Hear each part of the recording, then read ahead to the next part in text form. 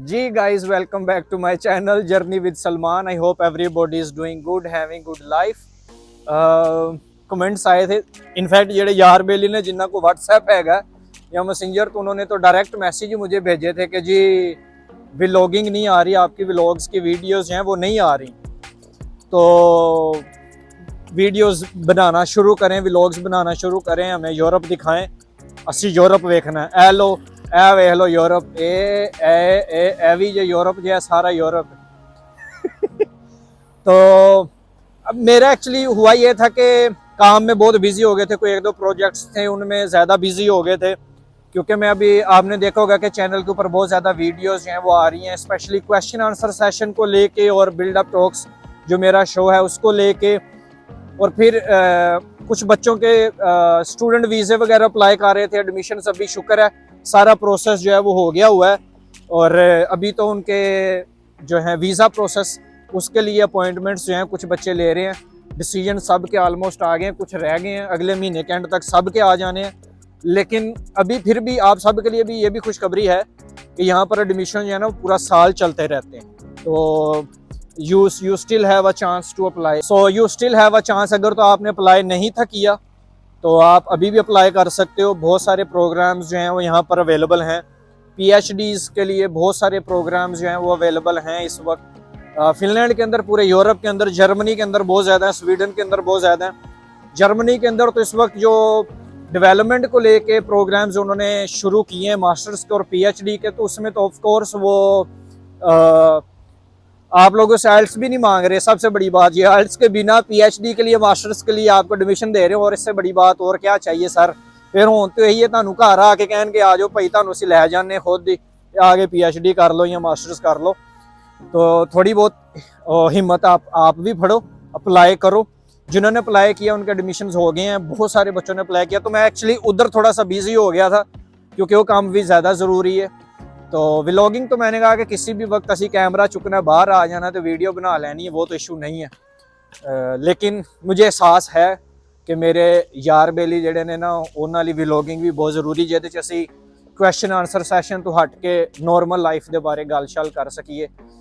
तो वैदर यहाँ पे बड़ा फर्स्ट क्लास हो गया था, बड़ा बेस्ट हो गया था। इनफैक्ट हमने तो जैकेट्स उतार दी थी, खाली स्वेटर में आ गए थे और बाहर बैठ के आइसक्रीम भी खाना शुरू कर दी थी। लेकिन पिछले एक दो दिन में फिर से यहाँ पर जो है टेम्परेचर एकदम ज़ीरो हुआ है और बर्फ़बारी हो गई है, और बर्फ़ तकरीबन पूरे 2 दिन बर्फ़बारी होती रही है, तो उन्हें फिर दोबारा से सब शीतम कर दिया था। लेकिन ऑफ कोर्स मैं अभी सेंटर में खड़ा हूँ, तो यहाँ पर ज़्यादातर जो है ना वो बर्फ़ जमने नहीं देते, रुकने नहीं देते, हटा देते हैं फ़ौरन।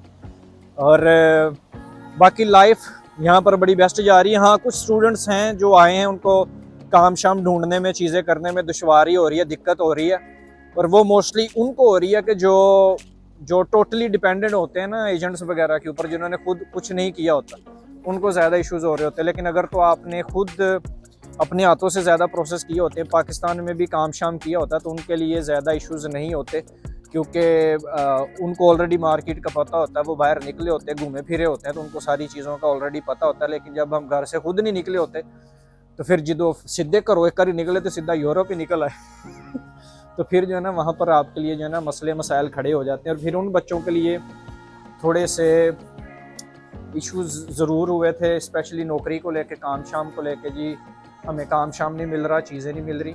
लेकिन बहुत सारे ऐसे भी हैं जिनको मैं पर्सनल लेवल के ऊपर जानता हूँ, मेरे जो स्टूडेंट्स वगैरह भी, जिनका मैंने भी अप्लाई करवाया था, कि उनको कोई मसला नहीं हुआ, उन्होंने बड़ी अच्छे तरीके से यहाँ पर आके अपने आप को एडजस्ट कर लिया।